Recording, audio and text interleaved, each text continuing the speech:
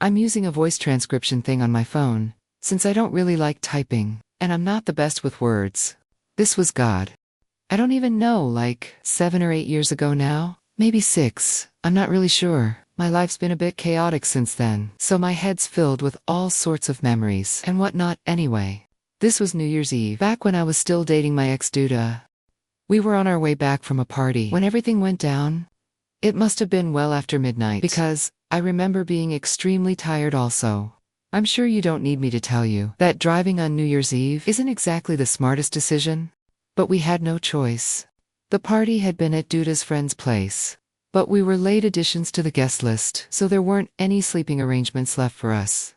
The drive was actually pretty long. Maybe 30 minutes, give or take. The roads were pretty much empty, which I remember being grateful for.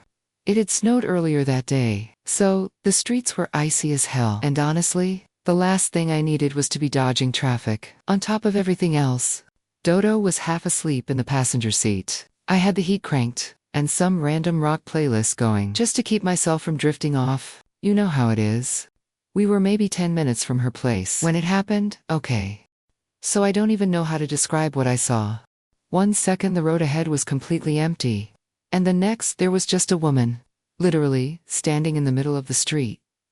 And she wasn't like crowd scene or anything, she was just there, facing my car, like she'd been waiting for us or something.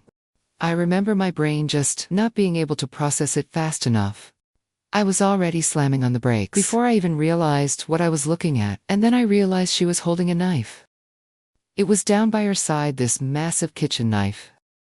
The kind you'd use to, like, carve a turkey or something. My headlights were hitting her full on, and I could see her face was all twisted up, like she was crying or screaming, or maybe both. It was sickly. I don't think I've ever reacted faster in my life.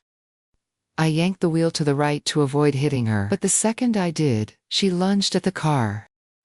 I heard the impact before I understood what happened. Despite the chaos of everything unfolding so quickly, I knew exactly what happened. She had swung the knife at my car as I passed. Even though I had avoided her, the swerve, combined with the ice, was just too much. I felt the tires lose grip, and suddenly we were spinning. Duda had woken up by then and immediately started freaking out. I was gripping the wheel, like it would actually do something, but there was nothing I could do. The car was not under my control. We spun a full 180, and were basically facing the other direction. By the time the car stopped, after recovering from the shock of almost dying, I looked up through the windshield and felt sick all over again because we were now facing the direction we'd come from, which meant we were facing the woman. She was maybe 30 feet away, still holding the knife illuminated by my headlights, like something out of a horror movie, and she was limping toward us, like she was trying to move fast, but she was clearly injured. She was also screaming something I couldn't understand.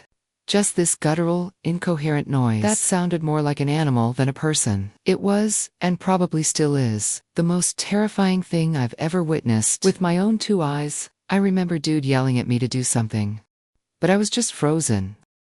I couldn't look away from this woman lurching toward us. Her clothes were dirty and torn, and her hair was all matted and wild. I don't know if she was on drugs, or having some kind of mental breakdown or what, but there was nothing behind her eyes. There was nothing there. It honestly looked like she was a dead person walking. She was maybe 15 feet away. When my survival instincts finally kicked in, I threw the car in drive and slammed on the gas. The tires spun on the ice for this terrifying second before catching, and we started moving. I thought we were clear, I thought that was it, but of course, I was wrong. I don't know how she moved that fast. Like 1 second she was in front of the car, and the next, she was on it. She threw herself onto the hood. And I felt the whole car shudder from the impact. Dodo was screaming, I was cursing, and this woman was clinging to the hood of my car with one hand while stabbing the windshield with the other, just like, over and over again. I felt like she was trying to get into my car and kill me. I felt like I was gonna die. I couldn't see or think. I just started swerving the wheel back and forth as hard as I could. The woman was sliding around on the hood, but she wouldn't let go. She was still screaming that horrible, wordless scream, and her face was inches from the glass. And I swear to God, her eyes were locked on mine the entire time. On the third or fourth swerve, she finally lost her grip.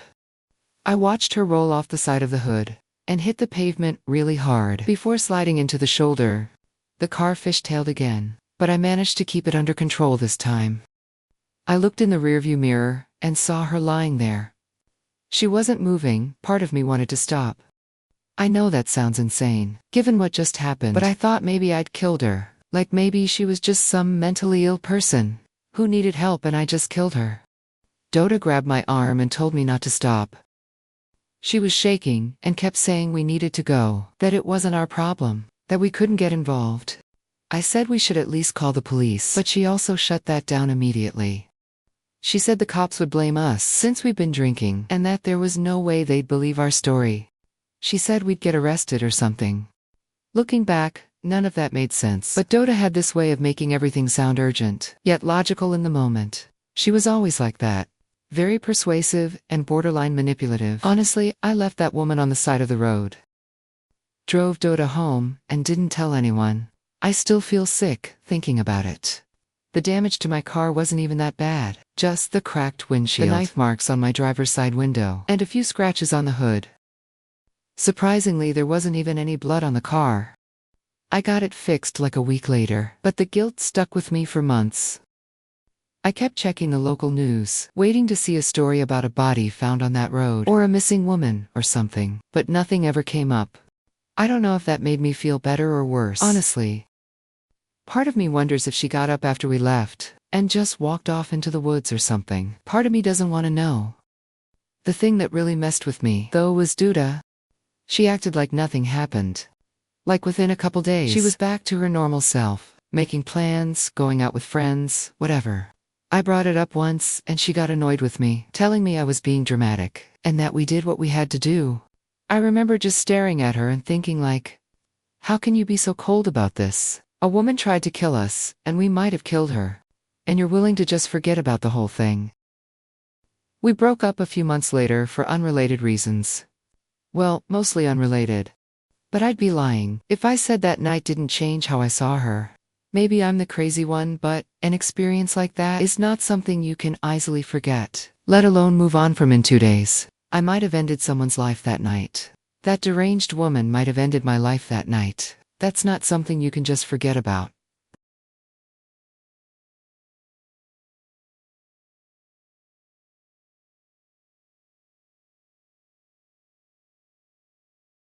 I went to Cal Berkeley for undergrad. It's where I met one of my closest friends, a guy named Garrett. His real name is Gu, but when we first met, freshman year, he introduced himself by his quote, American name, and it just stuck. He's originally from Hong Kong, came to the States to study computer science, and is genuinely one of the smartest people I've ever known. After grad, we went our separate ways geographically. I moved to New York for work, and he went back to Hong Kong for the same reason. We're both in our late 20s now. Both doing pretty well career-wise. Both single. We try to see each other at least once or twice a year, whether that's him flying out to visit me or me taking a trip to Asia. I know it's pretty fortunate to be able to travel so frequently, so I never take that for granted. This incident happened last New Year's Eve, and I still think about it constantly. I've told a few people, but no one really knows what to make of it, nor do I. By the way, Hong Kong is 13 hours ahead of New York. That means when it's midnight in Hong Kong, it's only 11 a.m. on December 31st in New York City. Garrett celebrates both the regular New Year and the Chinese New Year, so he was out partying that night, same as me, just half a day earlier. I spent New Year's Eve with my 2 closest friends in the city, Ryland and Ari. We started at Ryland's apartment for drinks, then made our way to this rooftop party in Williamsburg that one of Aries' co-workers had invited us to. It was honestly pretty fun and decently upscale, at least for Brooklyn. Around 11:30 or so, I started talking to this girl.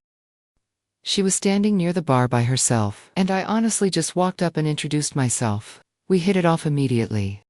She had this energy about her that I can't really describe. Super easy to talk to, funny, engaging. We talked for maybe 5 minutes before she pulled me onto the dance floor. Her name was Matre. I remember asking her to repeat it, because I'd never heard it before. She laughed and told me, everyone just calls her Maitree because that's basically how you pronounce it. I thought that was kind of charming. She pulled out a pen and spelled it for me on my hand, just in case I quote forgot. Things escalated quickly from there. We danced, talked some more, and kissed at midnight by around 12:30. She asked if I wanted to get out of there.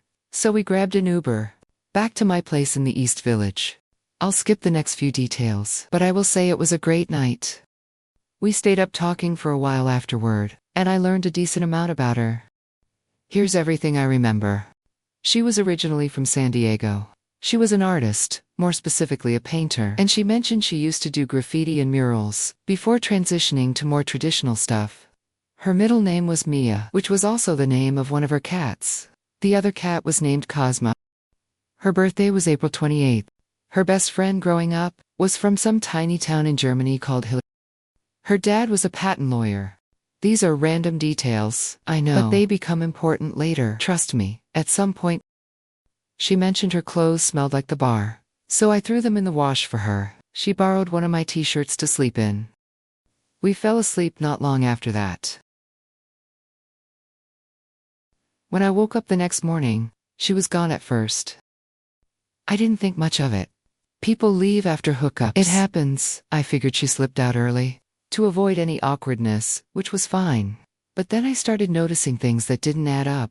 The first thing was my apartment door. I have a standard lock that you can only lock from the outside with a key, meaning it doesn't auto-lock.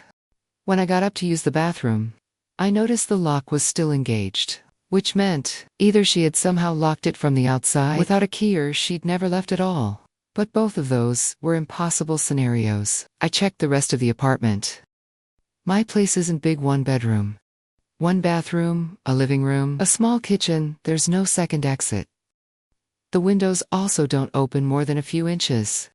I even searched my closet like an idiot, as if she might be hiding in there. But she wasn't. The impossibility of the situation made me start questioning my sanity. I started wondering whether my drunken state had caused me to imagine the whole encounter entirely. I kept pacing around my apartment frantically, as if she would just appear out of some corner and reset everything back to normal. Her clothes were also gone from the dryer, which added to the mystery, and the shirt I lent her was nowhere in sight, proving that she had slept over. But she was nowhere. I stood there for a while, trying to figure out what the hell had happened, but no explanation I could come up with made sense. To make matters worse, I soon realized that I never got her number, or any form of contact at all, for that matter, for the rest of the day. I tried to piece together everything I could remember about her. The details I listed earlier, that's pretty much everything. I kept repeating them in my head, because I knew I'd forget eventually. Later that afternoon, I randomly felt compelled to call Garrett. I don't know why exactly. It was just a super bizarre impulse that just kind of came out of nowhere. It wasn't like I had anything specific to tell him. I just had this weird urge to ring him. We caught up for a bit, talked about work, talked about our respective New Year's celebrations, the usual stuff. He seemed a little off, though. Eventually, I asked him what was wrong. He sighed and told me he met a girl the night before. They'd hit it off, gone back to his place, and she left the next morning without saying goodbye. No number or contact or anything, and he was bummed about it. I laughed and told him the exact same thing happened to me, like the exact same thing. But here's where things get really freaky. He told me her name was My Tree, like my tree. I felt this weird chill run through me. I asked him to describe her, and he started listing details. Everything matched up almost perfectly. Her birthday was April 28th. She was from San Diego. A painter who used to do graffiti. I cut him off before he could finish, and asked if she had a cat named Mia. That's when he went a little silent before saying yes. You could imagine what happened next. The two of us spent like 15 minutes just listing as many things as we could remember about her, and all of it lined up. It was actually kind of horrifying. It gets worse though. He actually had pictures with her, something I didn't have, and he showed them to me. It was the exact same girl. I'm 100% certain we tried to rationalize it. But every explanation we could come up with was ridiculous. And here's the thing. Hong Kong is 13 hours ahead of New York. Garrett met her around 11 p.m. on December 31st. Hong Kong time. I met her at around 11:30 p.m. on December 30th. New York time, that's roughly a 12-hour difference. But a flight from Hong Kong to New York takes at least 15 hours, and it's usually longer. More like 16 or 17, even if she had somehow gotten on a plane. The second she left Garrett's apartment, she couldn't have made it to that rooftop party in Williamsburg in time. The math didn't work. It was literally impossible. And even if we ignore the flight time somehow, how would she have known to go to that exact party? How would she have ended up talking to me? How would she have known to use the same name, the same details, the same everything? I still don't have answers to any of these questions. Neither does Garrett. We've talked about it probably a dozen times since then, and we always end up at the same place. We don't know what happened, and we probably never will. Neither one of us saw that girl again. The thing that messes with me the most is how real it all felt. I know for a fact that she wasn't some drunken hallucination. I literally talked to her for hours. She slept in my bed, and then she just vanished. From a locked apartment with no other exit. Garrett and I don't really know what to do with this. We've both tried looking her up online, but May-Trey with no last name, and only vague details about being an artist from San Diego doesn't exactly narrow things down. We found nothing. New Year's Eve is fast approaching. Which is why this is all fresh in my head again. Usually the insanity of crazy, unexplainable experiences fades over time, but for some reason it feels like the opposite for me. The more time passes, the freakier it is to think about the possibility that I may have slept with a ghost on New Year's Eve. I know that sounds ridiculous, but I don't have a better explanation for what happened.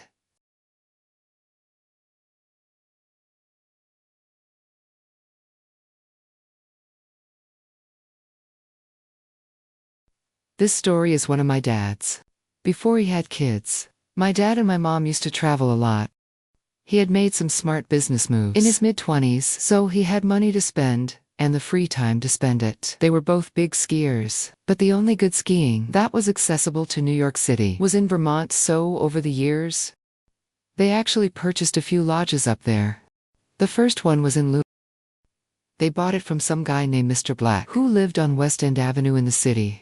It was this old, black, shuttered place that my dad always referred to as the Black House, partly because of the shutters, and partly because of the previous owner's last name. They'd sell quarter shares to friends and cycle things out every few months to help cover the costs. They kept the place for a few years before eventually switching to a second property. The second lodge was about halfway between Ludlow and Rutland, right along Route 100 and what locals call the Lake District. There are like 5 lakes in a row along that stretch of road, and the house sat right on the edge of one of them. My dad's friend Victor and his wife Lisa went in on that one with them. Victor and my dad had been close since college, and the 4 of them would take trips up there together pretty regularly. This happened one New Year's Eve. I can't remember exactly what year, but it was obviously before I was born. Lisa and my mom were away for a friend's wedding or something. I can't really remember the specifics, but it's not that important. What matters is that Victor and my dad decided to take a trip up to Vermont by themselves to ring in the new year. It was the night of December 31st. The 2 of them were upstairs, cracking a few beers and just catching up. The upstairs of that lodge had these full-length windows that looked out over the lake, so they'd sit up there, listen to music, and watch the snow. It was snowing, of course, but not so heavily that you felt trapped. My dad said it was really peaceful that night. One of those nights you share with a good friend, where you're both just happy to be far away from everything. They had the radio on, waiting to hear the countdown from Times Square, and then all of a sudden, things got crazy. They were mid-conversation, when a huge flash of light came from somewhere across the lake. My dad said his first thought was fireworks, but the flash didn't come from the sky. It came from the ground up, and there was no sound, just a silent, blinding light. Victor stood up and walked over to the window, trying to make something out across the lake. My dad asked what he was looking at, and Victor said he thought he saw something moving out there. It was dark, obviously, but there was enough visibility from the snow on the frozen lake that you could see if you concentrated. So after a few seconds, Victor becomes convinced that there's a person out there. My dad told him that was impossible. There were no houses on that side of the lake. There were no trails, no roads, no anything. It was just pure woods on the other side of the lake. But Victor wasn't having it. He started throwing on his coat and boots, saying he was going to take a look. My dad tried to talk him out of it, but Victor was already halfway down the stairs. My dad grabbed his jacket and followed. The two of them burst out onto the back deck, and that's when they heard a voice. A young voice. It sounded like a little boy yelling, "Help!" Over and over again. My dad said it was faint at first, but unmistakable. There was definitely a child screaming for help. Somewhere out in that frozen lake, it had been well below freezing for months, so the lake was completely solid, no question about it. My dad said they didn't even think twice. They just started walking across. As they got closer, they could make out a figure standing on the ice, maybe 20 or 30 yards off the far bank. It was small, a kid for sure. My dad said he could see the shape of him against the snow. But then there was another flash. My dad said it was so bright, he had to shield his face and drop to his knees. He couldn't see anything for a few seconds. Then when he finally opened his eyes and looked up, the kid was just gone. There was nothing out there but empty ice and snow. My dad said that's when he and Victor went from curious to terrified. They turned around and started racing back toward the house. My dad said he was running as fast as he could. Without slipping, Victor was a few steps ahead of him, when he suddenly yelled and pointed up at the house. He was saying there was someone in the window, but not an adult, a little boy. My dad looked up, but didn't see anything besides the dark glass reflecting the snow. Victor swore up and down that he saw a kid standing right there, looking down at them. My dad didn't know what to say. He just wanted to get inside. They made it back to the house and searched the whole place. Every room, every closet, every corner, but there was no one there. The doors were all locked, and the windows were shut. There was no sign that anyone had been inside. They decided to call it a night. After that, my dad said, neither of them really wanted to talk about what happened. They just went to their rooms and tried to sleep. Neither of them had even noticed midnight come and go. My dad woke up twice that night.